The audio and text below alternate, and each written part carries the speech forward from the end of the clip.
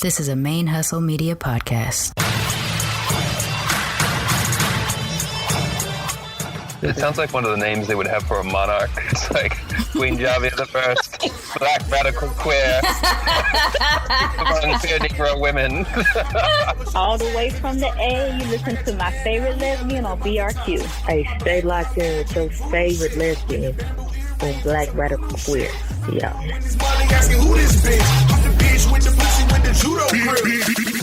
Hey y'all, this is Jhavia Nicole, aka your favorite lesbian, and you're listening to Black Radical Queer Podcast, our stories on our own terms.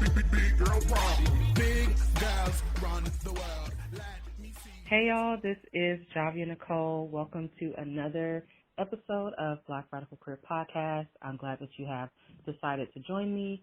Once again, if you are a long-time listener, then welcome back. Y'all already know what it is.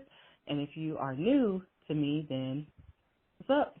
Come in, get comfortable, and listen to me talk to my guest today. So, as usual, I'm going to allow my guest to introduce himself, and then we'll just get into our conversation.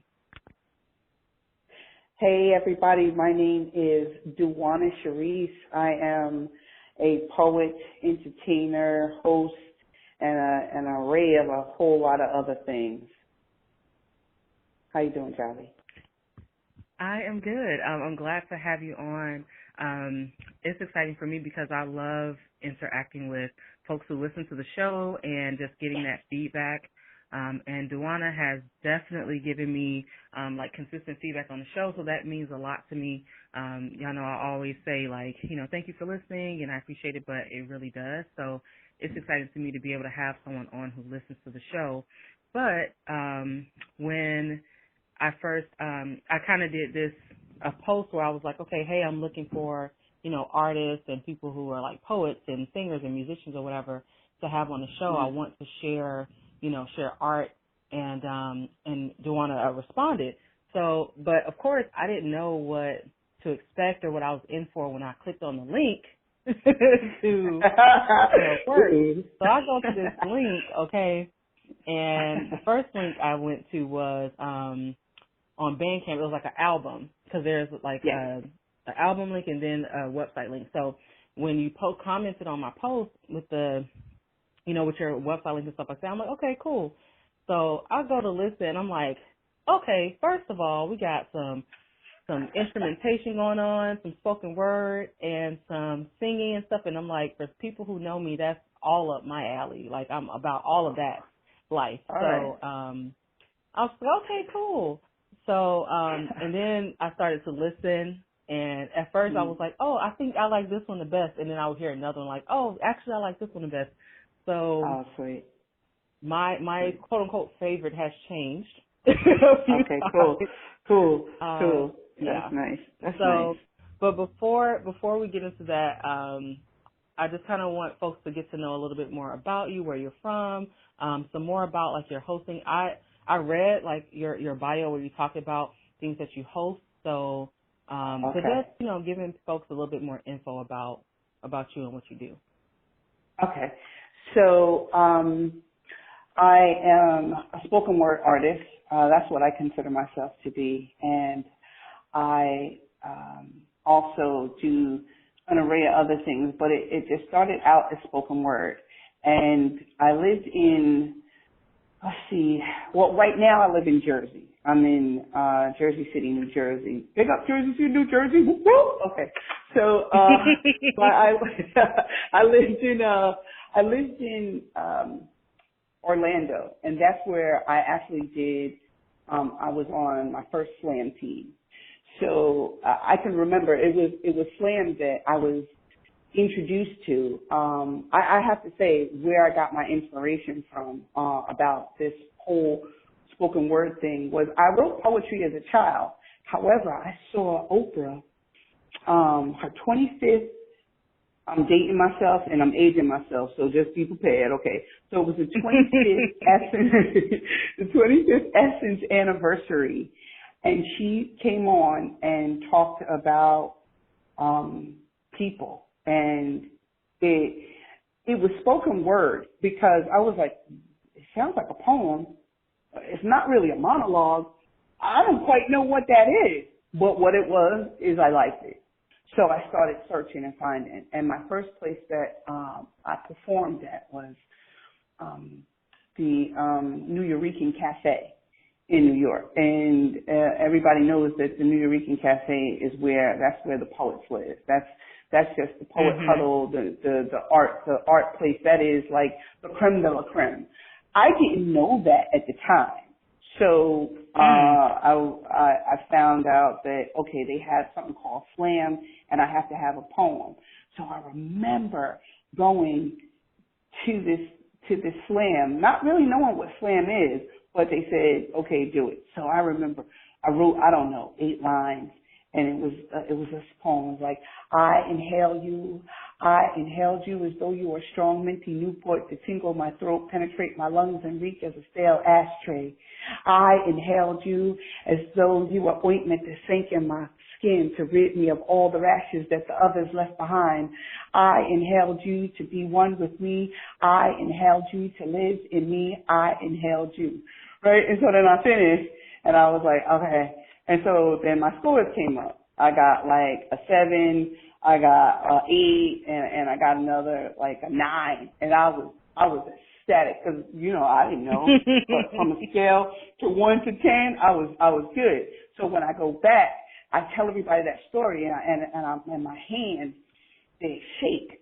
So then I like to tell people what poem got me started, and that was that. The thing with me about spoken word is that I've let my listeners know like poetry is my first love. That's like the first thing I ever remember doing creatively is like writing. Like I love to write. We have an interesting relationship, I guess I'll say.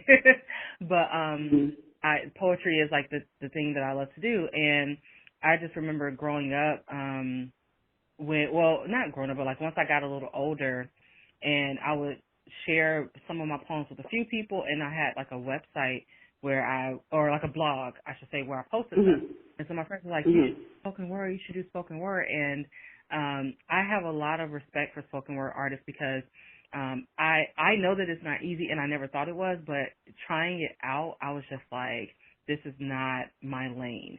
Like I get it, and I did this Turner Broadcasting had like this ongoing spoken word thing called My South Speaks, and this was a while ago. I was like in high school at the time. Okay. But it was like from the time I think it ran from the time I was in middle school through high school, but I ended up being on there, and that was like the first really spoken word, like that's the first thing I actually deliberately wrote a piece for that was supposed to be spoken word, because my poetry is very, I don't necessarily write it to be, spoken word, so I did that. Right. That went well, but in Atlanta, there's a spot called Java Monkey, which is kind of similar to the New Eurekan place. It's like, that's where slam poets, that's where they do like their qualifiers. That's where, people congregate. It's a packed house every week, and a lot of poets.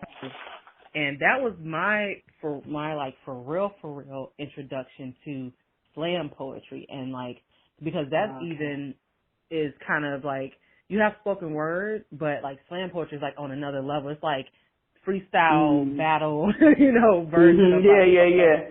Yeah. And I had never. And once I saw that, I was like, no, that's not my lane. I love it, and I have a lot of respect for it. But I know that I'm more so a writer, and like I can like share my poetry, but there's an art to like being able to perform the poetry, and that's just like never been a strong point of mine. So I have a lot of respect for like spoken word artists, slam poets.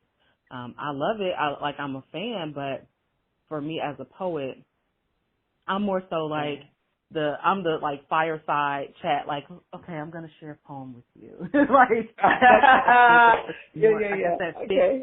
fits me a little better, because I can. It's not a game, but I think it's awesome to be able to excel at that. So I like it. So you kind of dove in head first, really, without even fully understanding what you were getting into. No, I had no idea.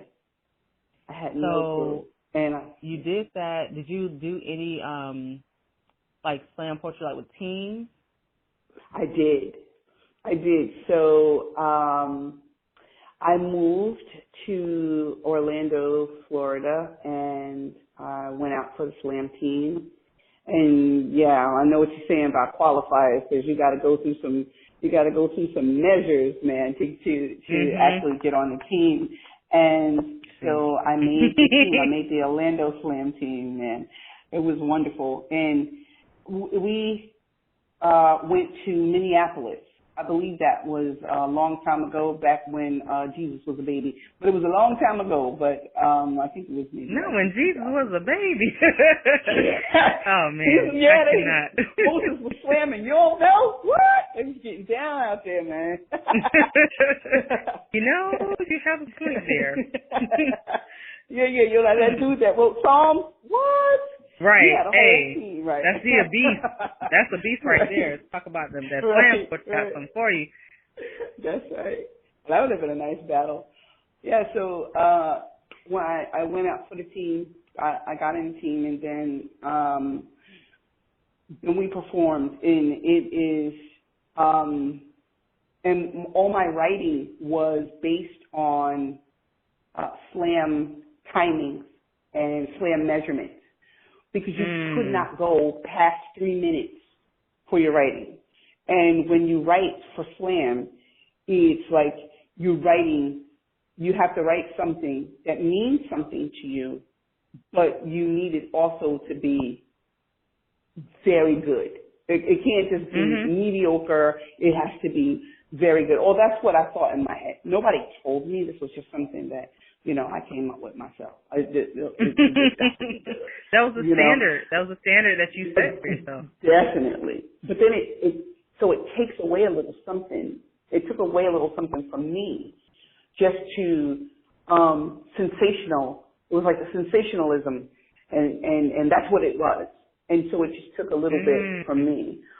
So I wrote and got on the team. I don't know what we placed. I have no idea. I could sit up there and tell you a great story, but somebody will just get online and find out what it is. I have no idea. Right? Your listeners be like, I don't think that is accurate. Like Google, actually, I checked. Yes.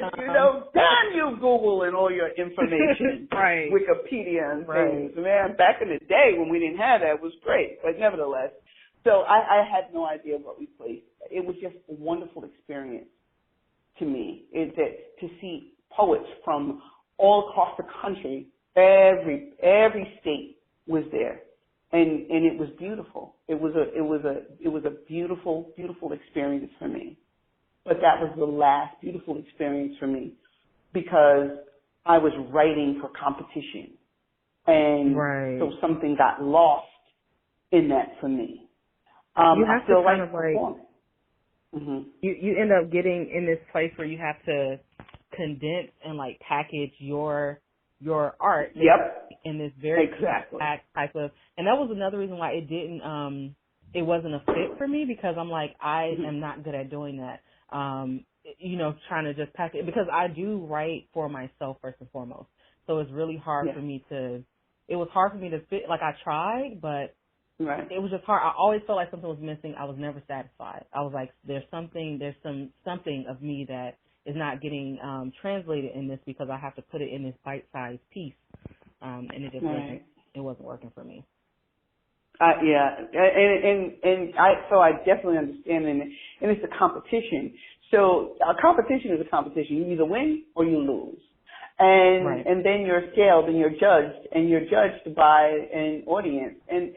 But I love the concept. It was a great concept. Whoever put that concept together was great. It was great. So I like the concept so much that back in 2005 or 2006, I created my own show in Jersey City, where I lived, and it was called the Cypher Movement. It was slam because I wanted to introduce the art to everyone, but it was not just slam. It was slam and visual art. So on the same stage that we would have the slam, there'd be a visual artist creating or painting in the medium of canvas or sculpting wires or whatever they chose for that medium to be that night. But I wanted people, regular people who were on the bus that never even saw it before, people who I worked with, people that I seen. I just wanted people to see this. Say that you saw this art. You don't have to like it. Shit, you could hate it, but you could say you saw it. You experienced it, though, yeah. Yeah, so I created this lively show. It was music. We sometimes had live bands, and then we would have a DJ. But it was upbeat. It was lively. It was a slam, and whoever won the slam received $100. So it was, and then also at the end of the night, we would auction the art off to anybody who like the highest bidder. And so they got to say, I got to see spoken word poems acted out in a dramatic sort of way, and I also got a piece of art. And the art that you got that's awesome. from that person, you don't know where that person will be 10, 20 years. Right. Oh, absolutely. Right. So you could say, oh my God, I got this for like $100. Now he's selling pieces for $2 million, and don't you feel wonderful? Right. So, he or she, because we have beautiful female artists too. I don't mean to be that way on the Black Radical Queer Show, okay? You're like, I think it's women. It's awesome. Look, and I always be like, listen, black women over everything, but everybody already knows. Yes, yes. I prioritize black women.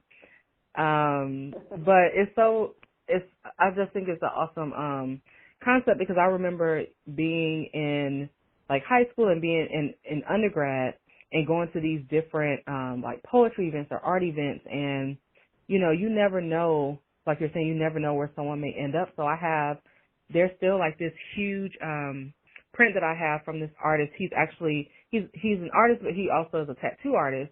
And great. He's very, he's very popular, especially with people of color, because they do like full color tattoos and stuff on people of color. And I still to this day have like a huge print of his that I got for free that he just gave me. It was like his last one, and I was trying to get it. And I was like, I really want that piece. It's like a black woman, gorgeous, huge fro. And he was like, hey, you could just have this one. And that was like in maybe 07 or 08. And I still have it all these years later. And he's like, he has this huge following and stuff now.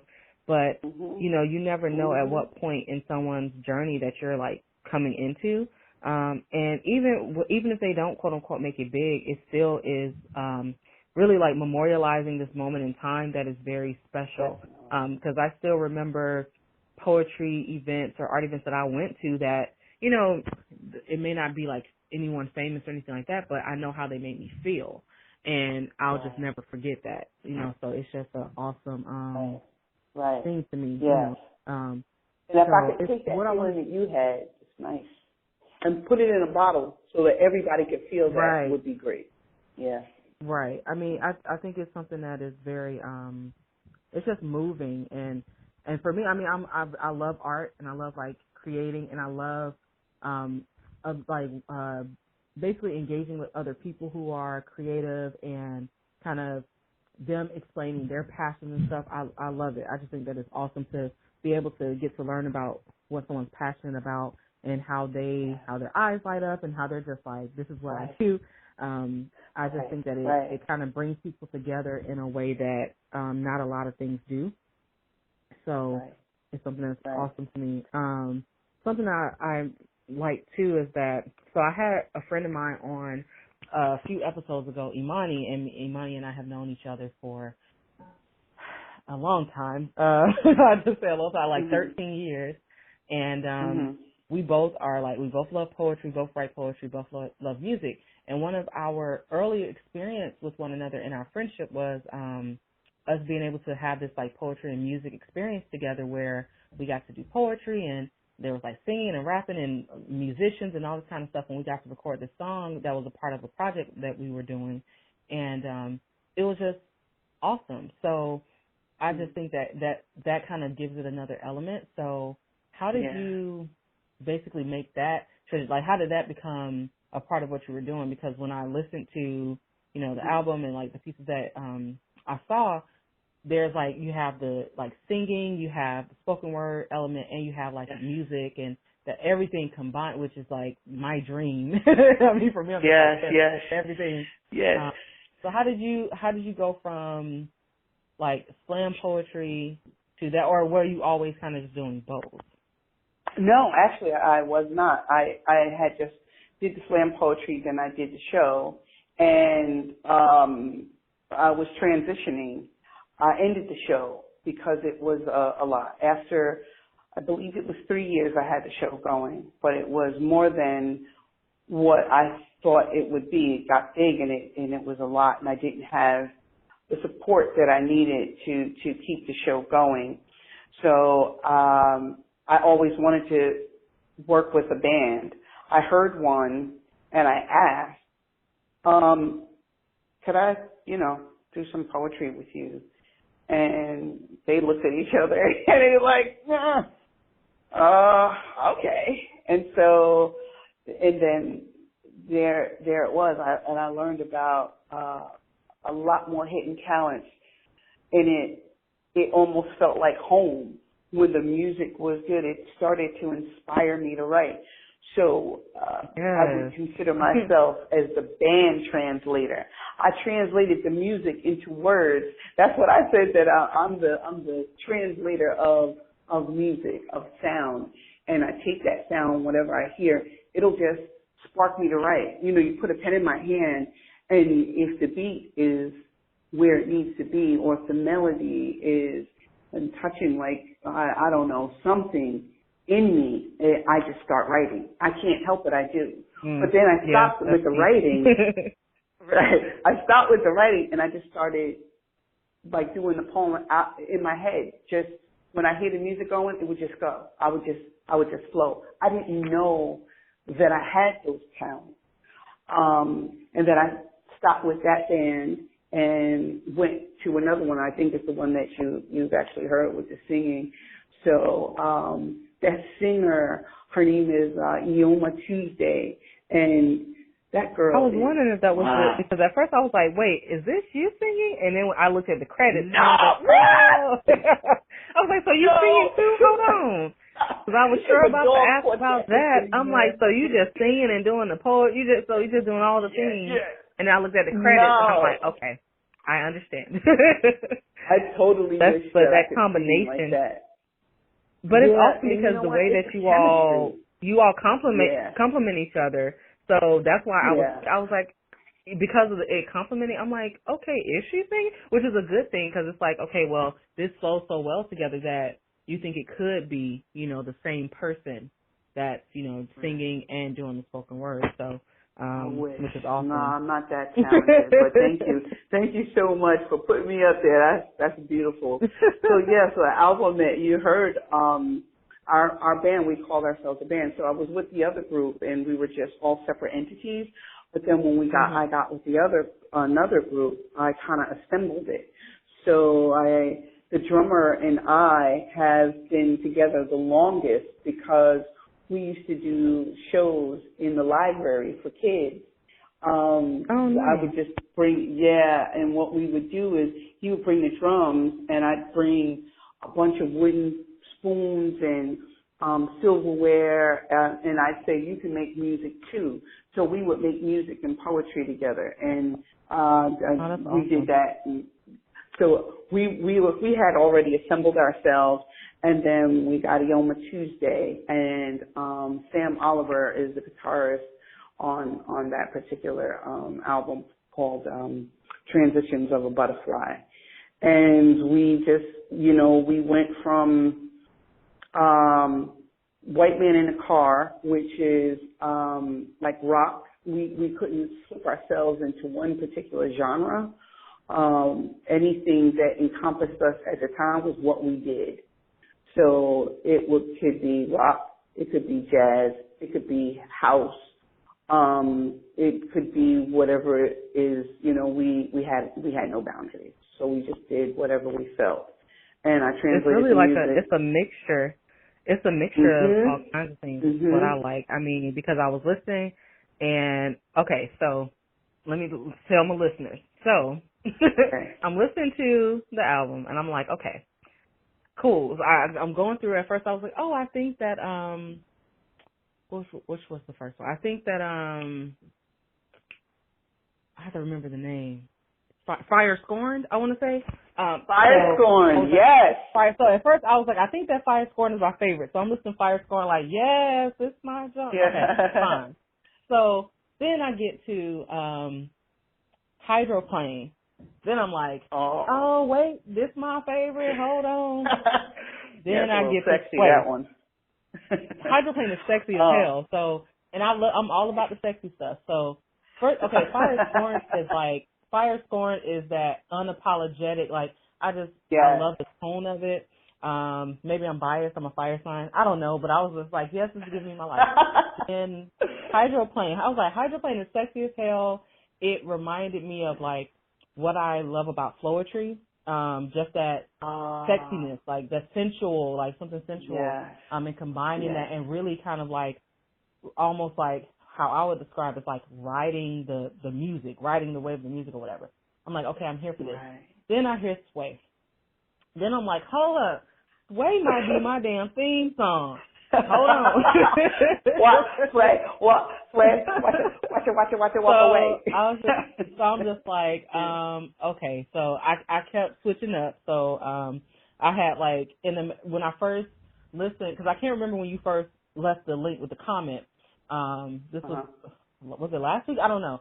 But when you did, and I listened, I was like, it was crazy because I was like, oh yeah, I think this one would probably be my favorite. And then I'm like, oh wait, no, this one. Oh wait, no. So just all over the place. Okay. But, I like that there's variety, because I think that, there's so much that can be done with, the relationship between music and poetry. And that's my biggest, I love poetry. Poetry is my first love, and I'm like a music addict. Like, it's a problem. Like, I just like the way that I listen to music, and I'm very, like, nerdy about it. So those things combined, I think is very powerful, and I think it's very powerful to hear it from the perspective of people of color, from black people, from black women. Yes. Y'all know how I do. Black women. Yes, I know. Yeah, we know how you do it.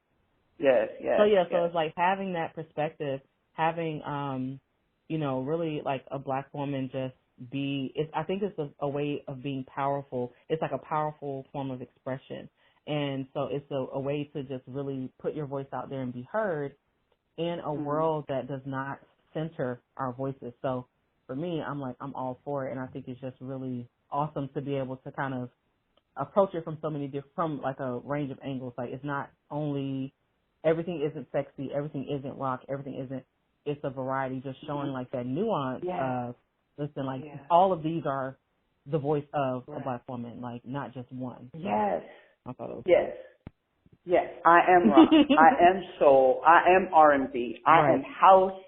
I am like grunge. I am alternative. Right. Yeah, and all of that. And we created all that anyway, so. Yes. All of those things have black roots anyway. So that's what's so important to me, because I'm like, folks need to understand how nuanced black voices are, and how nuanced our experiences are, and how nuanced our expression is. And so all of those things come from the black experience and come from black creatives. So it's just kind of reinforcing that, like, hey, we do all of these things. Like, we are not, every lane is our lane, basically. We don't have just one lane. All the lanes are ours. Is it country? That's our lane too. Grunge, that's our lane. Yeah. All of that. Right. House, whatever it is, all of that is our lane. And so being able to kind of really go back and forth between those lanes, I think is really awesome. And so for me, as like a art, poetry kind of nerd, music nerd, that's very appealing to me to listen to. Well, look at you now.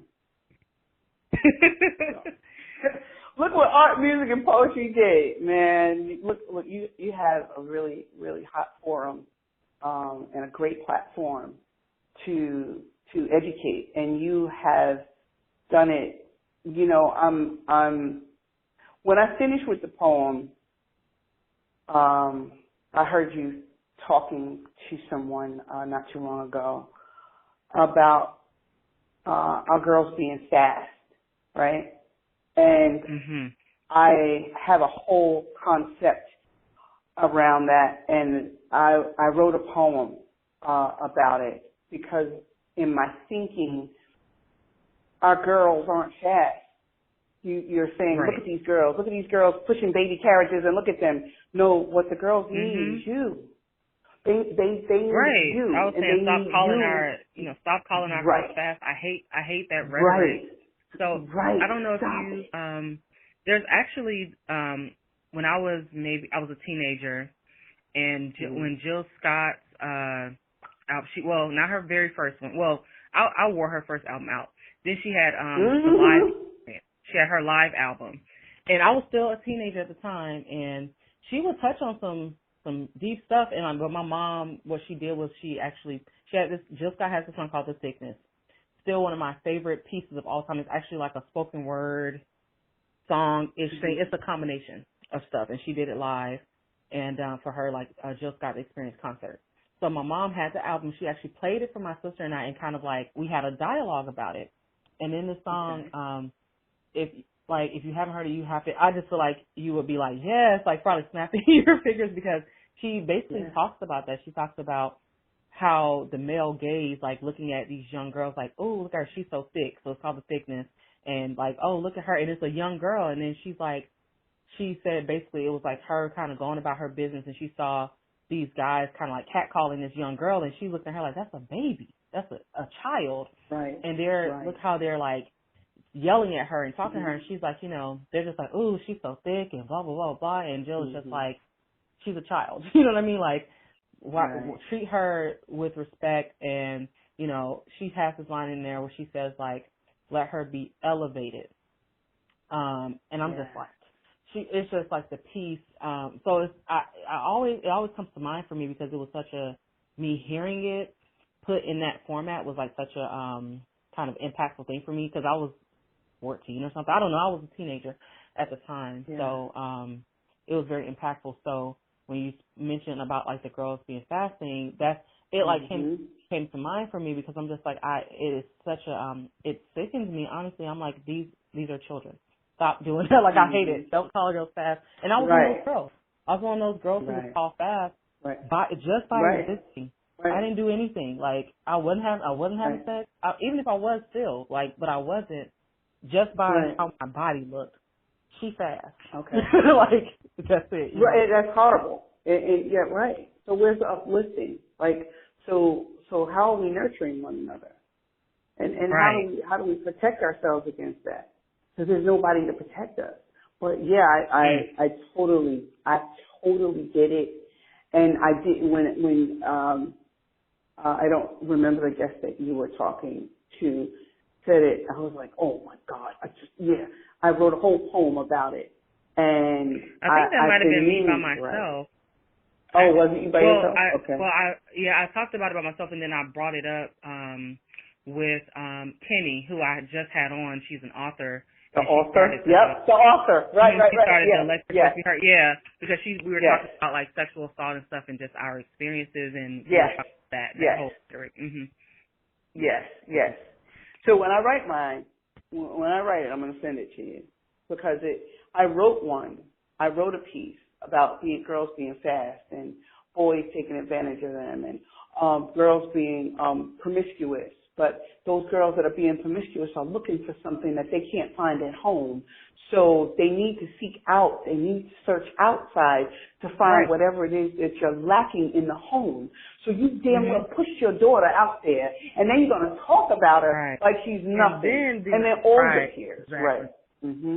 But that's because they're reinforcing. So it's that she's seeking the validation. So it's okay, there's some kind of lack of something, if it's affection, love, and all that, and seeking that validation externally, and then getting criticized and demonized for that very thing. It's like you're not getting the love you need, you're seeking it externally, and then you're getting criticized for, for seeking it. Like, you're human. It's human to want to be loved, and so that's what's so crazy to me. It's kind of like, you damned if you do, damned if you don't.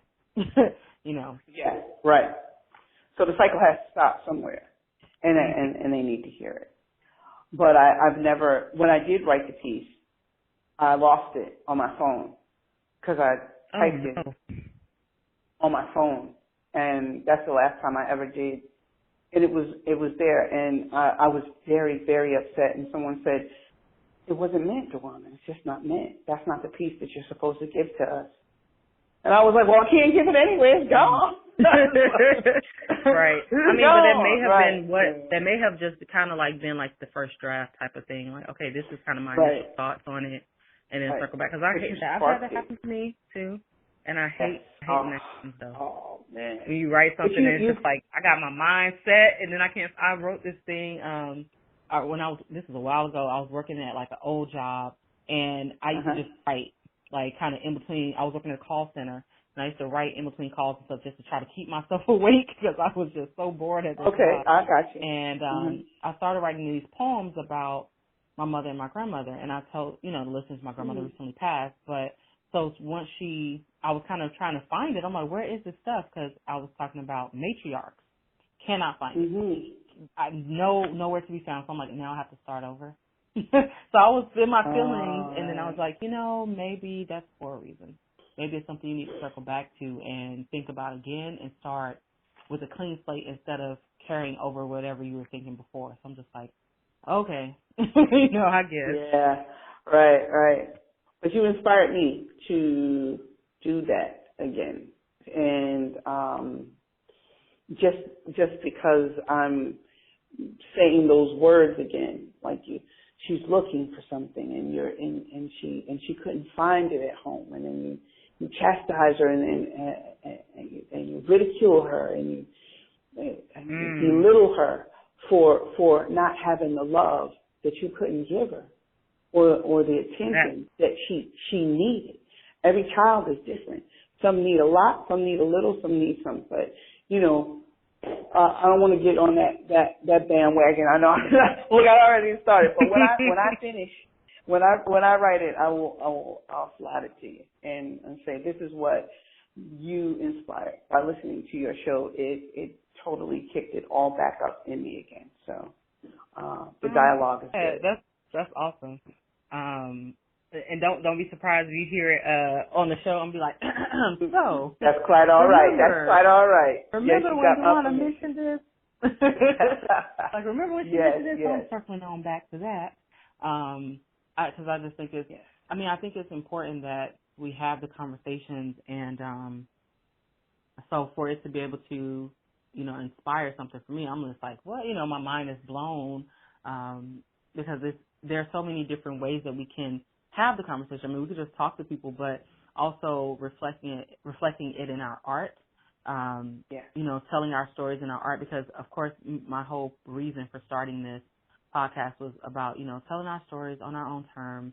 And I think there are so many ways that can be done. And definitely through creative expression is one of the major ways that can be done. And so that's why I definitely want to make it a point to have more artists on, to have poets and musicians and singers and writers and stuff like that on the show, because we have all these different ways that we can get our story out. And this is a platform. I created it to be a platform for that, because we don't have a lot of platforms that are centering our stories and centering our expression. And I just think they're missing out. There are some brilliant Black artists, brilliant artists of color. It's just, there's a lot of brilliance that is being missed out on just because I'm like, it's not being censored. So I'm like, that's what I'm here for, to try to do it in my little corner of the world the best way that I can, with the little platform that I have, and just hope that it continues to grow and serve more people. So I'm glad that it was able to spark something, and it's been growing. I'm like, every single time, I say this all the time, but it really does blow my mind to see the growth that the show has had, and to see the people that it's reaching, and to be able to offer it as a platform to more and more people. I'm just like, that's what it's here for. So yeah, I'm excited about that. But I'm glad that you, so this is kind of on topic, but off topic. So how did you even come across the podcast? I'm just curious. I don't have those rotten apple phones. Okay, I'm just gonna say it like that. Me either. Okay, cool. I call those the rotten apple phones. I have Android, and I was thinking about podcasts, and I was like, I had one I used to listen to this one a long time ago, and I was like, I wonder if there's any black people doing any podcasts. Holy smokes! Well, when I searched black, and then I searched gay, and you came up, and I was like, oh, hey, I'm out. Yeah, and it was the name.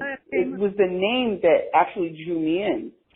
Black Radical Queer. And then when I heard your voice, I said, she was made to do this, man. She was made to do this. Oh, my she has God. that radio voice. I mean, you have, your voice is very, very nice. It was, and then after I heard the first podcast, I don't remember which one it was, I sent a message that said, you have a very nice voice. And I was like, yeah, that's kind of weird and creepy. Her wife is going to be like, yeah, I know. And I'm like, I didn't mean it in that way. Luckily, she's not like that at all. I actually, you know what's so crazy, because, I mean, you've consistently, like, commented and stuff. I actually don't know if I've seen that particular one. I've seen, like, other comments, but I don't even know if I saw that message. I need to go back through my messages. Okay. Because I've seen other stuff where you've been talking about the episodes and stuff like that, but when I was trying to figure out a show name, I was talking to my producer because we were both talking about podcasts that we want to do, and I was just like, what am I? I'm black, and everybody knows, blackity black, like that's I'm radical and I'm queer, and so I was trying to think of a different name. Actually, I was just like, well, it was my working name. It was just kind of like I had the concept, and the name I just kind of put on it as a placeholder was Black Radical Queer. And my producer was like, that should just be the name. Like, you don't need to figure out a name. And I was like, but isn't that kind of long, or isn't it, too much? And she was just like, it's you. And then that just kind of got reinforced with the logo. I did not plan on the logo actually being my face. So yeah, I'm like, logo? Okay. Oh, that's your logo. It's your face, because I see your face. Yes. Yeah. Yes. It just kind of happened, but I did not plan on it being my face. I was trying to come up with a logo, and I just was trying to do something to be a placeholder. And she was like, no, you should just keep it. So really the name and logo started out as placeholders. And I just kept them because folks were like, yeah, no, that fits. But I felt a little awkward at first, like having my face all over. Planted all over the world. Got it. Yeah.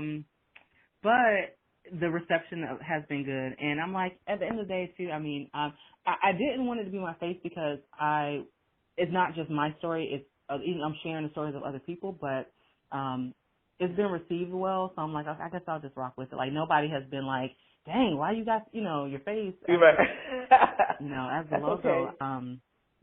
People have their faces on all kinds of things, so it's okay to have your face there. Right? And we need to see more black faces on stuff anyway, so. Definitely, right, because we already saw Paul Newman's face on spaghetti sauce, so we can see your face. We're good. We're good. That is so, but that's true. I mean, and then I was just trying to figure out, it's funny because I love music and I love poetry and I love the process of making music, and this is something I've mentioned on the show before, but I used to be so weird about hearing myself recorded. I hated it.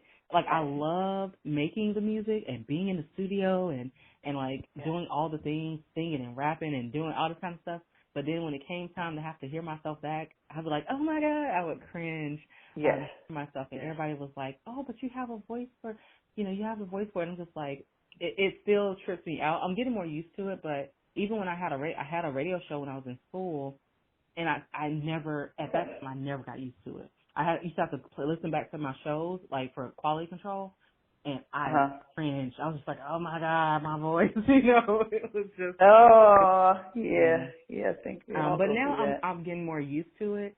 Right. So I don't feel, now I'm more neutral. It's still interesting to me every time someone's like, yeah, you have the voice. And I'm like, it's different. You hear your voice, how you hear it. So it doesn't sound the same to you as it does to other people. So that still is very new. That's still kind of, that never really gets old. I'm just like, my voice sounds so regular to me. And other folks are like, you sound like you should be on the radio. So no, you don't have a regular voice. Let me tell you, your voice can do a lot of other jobs as well. You got a voice for it. I'm keeping it. You know what? Okay. Well, my show is for grown people, so. But let me tell you, it's so funny because somebody told me that. I remember I met a former friend of mine. Well, I mean, we're like acquaintances at this point in time, but when we met, she was like, I don't even remember. We met through a mutual friend, and so my friend was like, hey, so and so, this is Jhavia, this is so. And I'm like, hi, how are you, blah blah blah.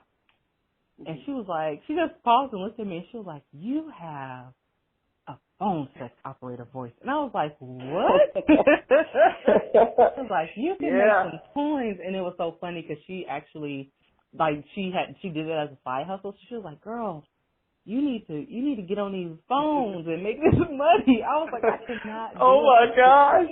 So, oh my gosh. Like when we first met, she was just like, yeah, you and I'm like, okay. And then folks, my friends and stuff used to always call me, I don't know if they played, I feel like they played it in Jersey too, but the Quiet Storm. Of course! What? Joyce Patel. That's what, so my friends used to call me Joyce Patel.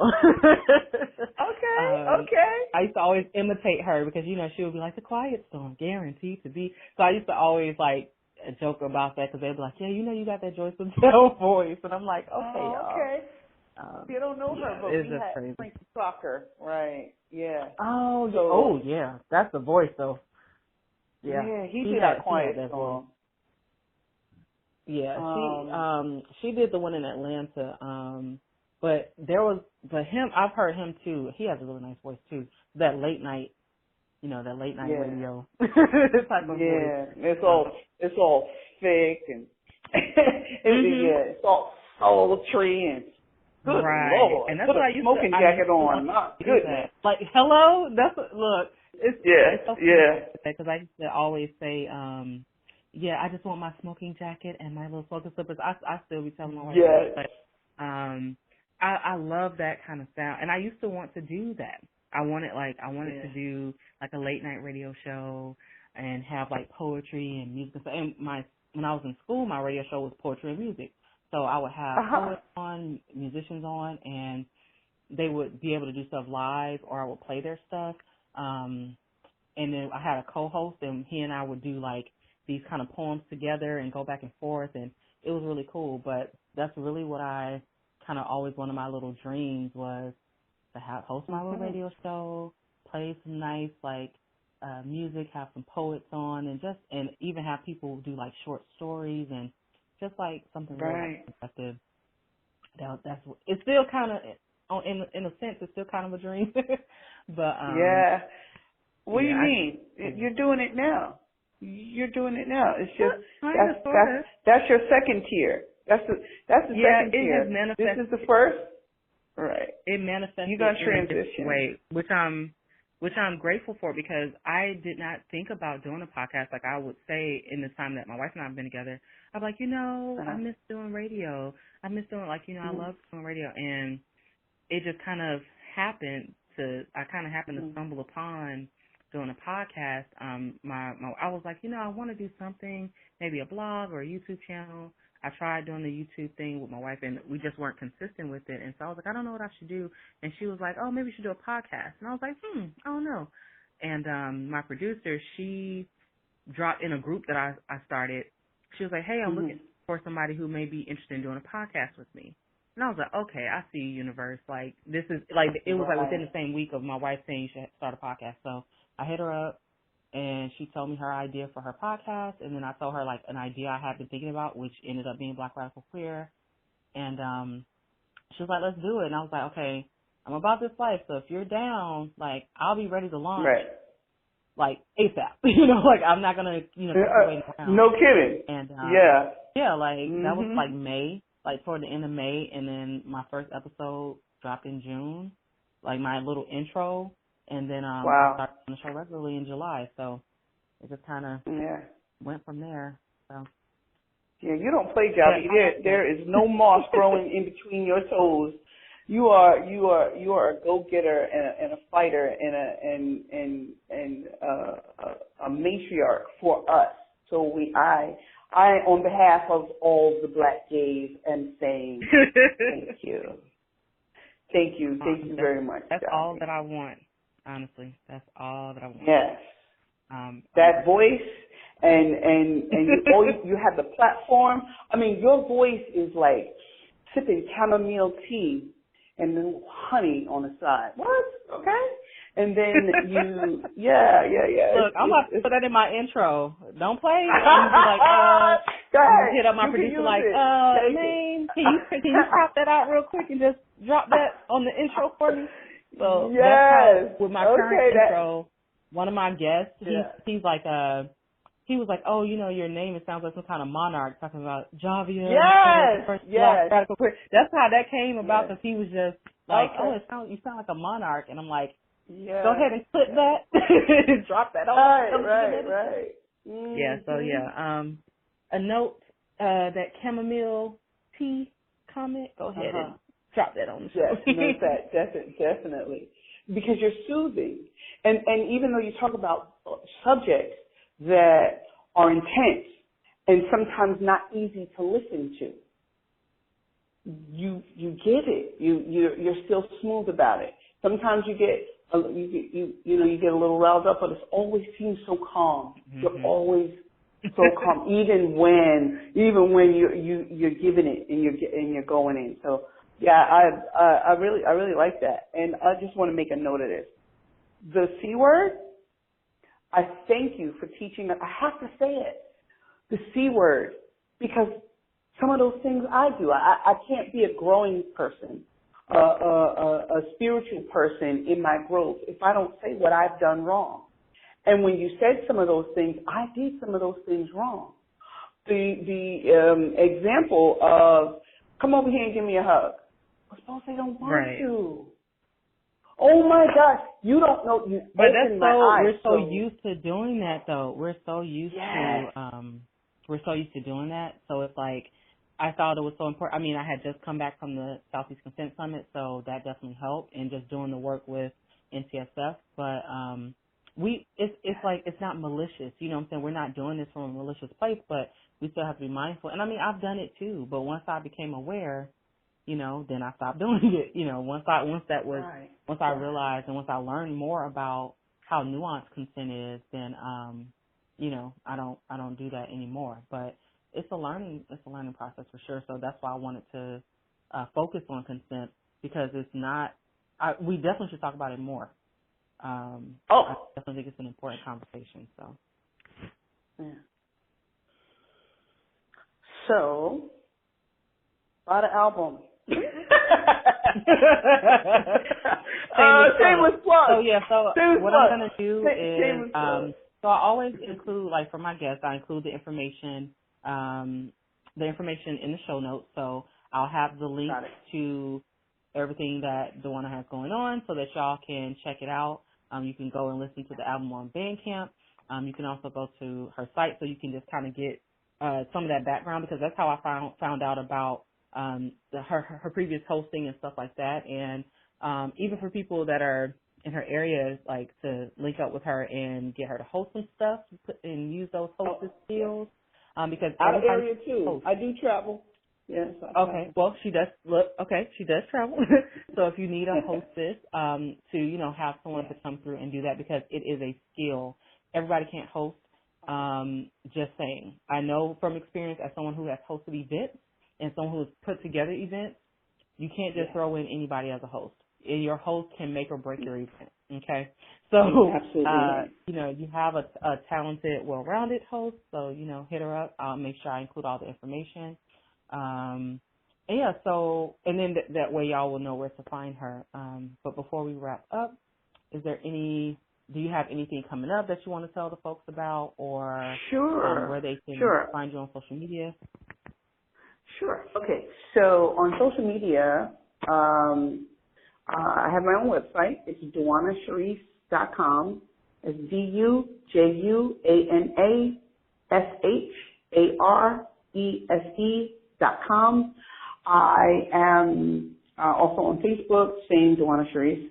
And I'm hosting a wonderful event with a wonderful group of women who aspire to have safety, provide safety, housing, and services for lesbians of color who are aging in the community. Wait, hold up, pause. Are you talking about the organization that I think you're talking about? HISA? Hold up. Lord, okay, continue. My bad. I'm just okay. Go ahead. Y'all don't mind me. Okay. That didn't happen. She got excited. So I'm hosting this event. They have their fourth annual tea dance. I don't know when this is going to air, but if we'll say it's going to be. It's actually this Sunday, so this will probably air after it. But if you want to look for them, it's called hisophousing.org. And I'm also going to be in a show. I act a little bit too on the side. It's called Queer Monologues, and Yvonne Hernandez is the person that does the writing and directing. So Queer Monologues is going to be in September, and I'm hosting a hip-hop event. And you're right, a host does make or break the show. If you want your show to be exciting and your group uplifted in between act speakers, I am definitely the person. Dujuana Sharese. Oh, and Bandcamp. You can find me at Bandcamp. You can find spokensound.bandcamp.com, or you can just go to the website and purchase the album. Please take me home with you and play me out. Thank you very much. I'll make sure I include links, and make sure that you give me like any links for Queer Monologues and stuff like that, so I can include that stuff too. You got it. And then for listeners, I'll include that in the show notes. All right, so y'all already know how it goes. I appreciate you tuning in as usual, and of course my goal here is to share our stories. So share those Black radical queer stories on our own terms, where we are the subject and not the object. I think that's very important. So I appreciate you supporting me in that endeavor by just tuning in, downloading, and listening to my voice every single week. Y'all must actually like me. So I appreciate that. Thank you so much for tuning in, and until next time, that's it. Black Radical Queer Podcast is all about intersectionality and Black queer folks sharing our stories on our own terms. We navigate an array of identities, and BRQ is an outlet where we can see the spectrum of those identities reflected, explored, and celebrated. Black Radical Queer is a ManeHustle Media podcast hosted by Jhavia Nicole, produced and edited by Charmaine Johnson. Music is by Publicity. You can find us on social media by looking up Black Rad Queer. It's BLK RAD QWR. We are on Facebook as well as Instagram and Twitter. Same handle regardless, at Black Rad Queer. BLK RAD QWR. We also have a Facebook discussion group that's just called BRQ Discussion Group, and you can also listen wherever you get your podcasts. So we're on iTunes, we're on Spotify, Google Play, all those types of things, and we have our home base that's on Libsyn, so you can listen on there as well. Thank you so much for tuning into this episode. Make sure you come on back around next week to see what we have for you, and all right, y'all, I'm out.